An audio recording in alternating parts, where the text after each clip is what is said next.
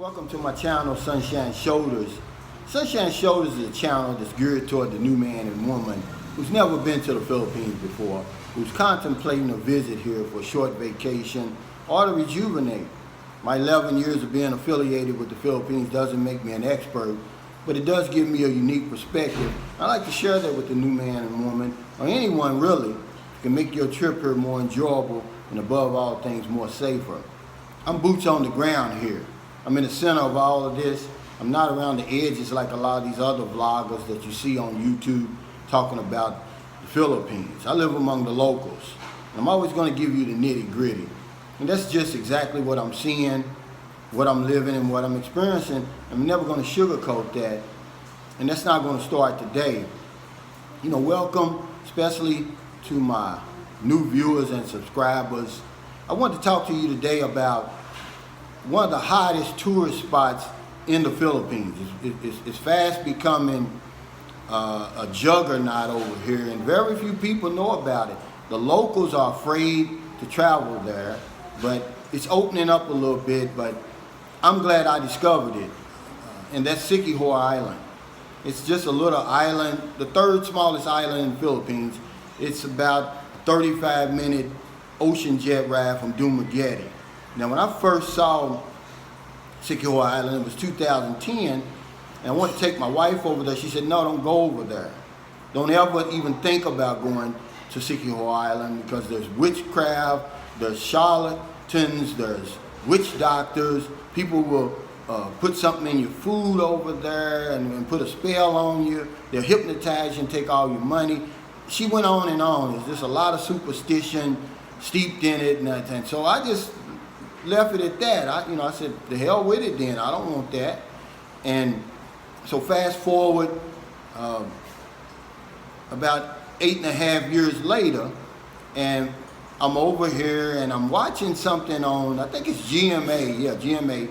And it's a guy, he's a local Filipino. He's like Anthony Bourdain type.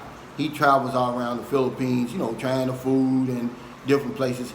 And he took a trip to Siquijor. He said he wants to put all of that superstition and all the bad things about Siquijor Island in the past. He said, come on over here. And man, he got off that plane, and the first thing you see on the video was white sand beaches. I was like, oh my God, it's beautiful.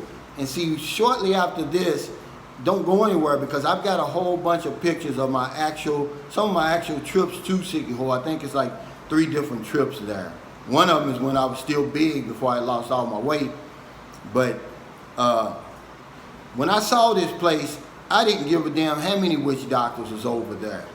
I was going over there, and as soon as I could, I booked a to-go to Dumaguete, stayed the night, and then we went to Siquijor.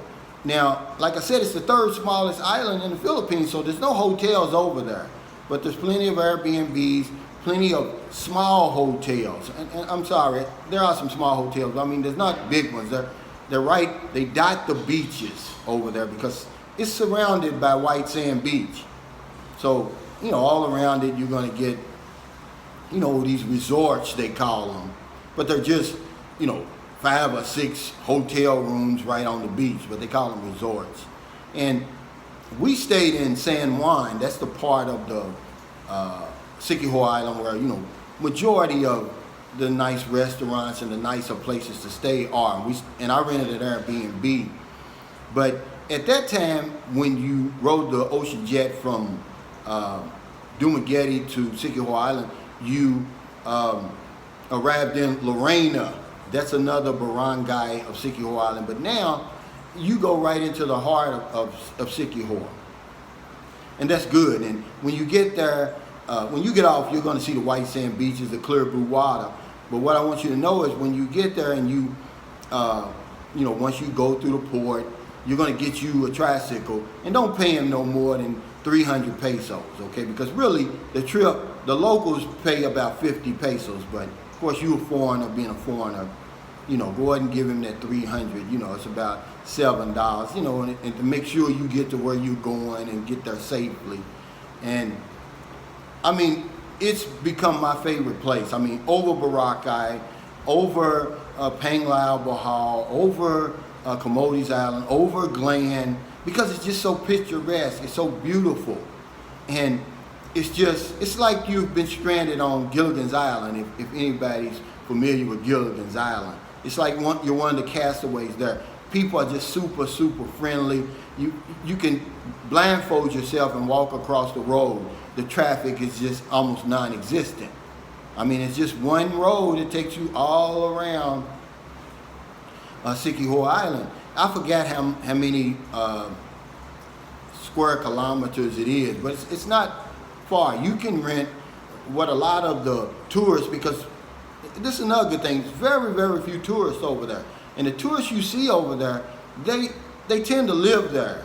A lot of Swiss, a lot of Europeans. I even met a couple, and they're on one of the pictures. They were from Ethiopia in Africa. And I guess he's working over here in the Philippines or something, but you're not going to see very few tourists. And when you do, it's going to be something that's going to be different to your eyes, because you're going to see an actual European and his wife, or the Ethiopian and his wife. They're not going to be with, a Filipino or something like that, man. And this place is just different. And you can rent a tricycle and have him take you on the tour for about $25 US, about 1,250 pesos, and he'll take you to all the tourist places. I mean, for this island to be so small, there's so much to see. And I've got some of it on the pictures following this little presentation, but the food is good, I mean, some of the sunsets, the crystal clear water, like I said, it's surrounded by white sand beaches, but what I like about it is the peace and tranquility.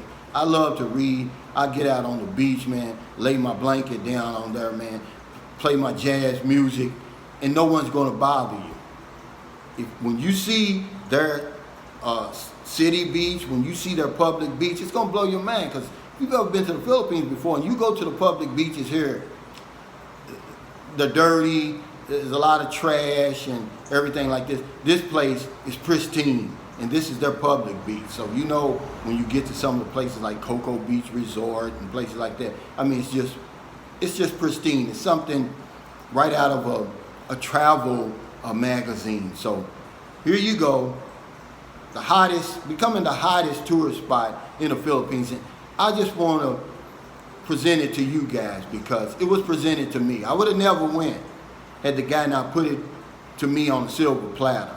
Okay, but if you come here to the Philippines, and it's your first time coming, I don't give a damn if you fly into Manila. I don't give a darn if you fly into Cebu. You get over to Siquijor Island, are you going to waste your time? Because once this pandemic is over, this is where I'm going to move to. This is where I'm going to live out the rest of my days. All right? Because people are not on top of each other. There's no traffic. There's no noises. I mean, it's just, you're not going to hear somebody singing karaoke at 11:30 at night. But they do have a couple of local bars there that have live music. Because if you don't know anything about the Philippines, I'm going to tell you something. They have some of the best live bands in the world. They're some of the best impressionists on the planet. I mean, Earth, Wind and Fire, Stylistic, Chicago, it doesn't matter, man. People know Filipinos can sing, but did you know that they're great musicians? And they are. So enjoy the little tour that I'm going to give you after this. Just sit through it. It's nothing but some pictures behind each other. But thanks for stopping by today. I really appreciate it. Take care, and, I really appreciate your support for my little channel. It's really growing. See you next time.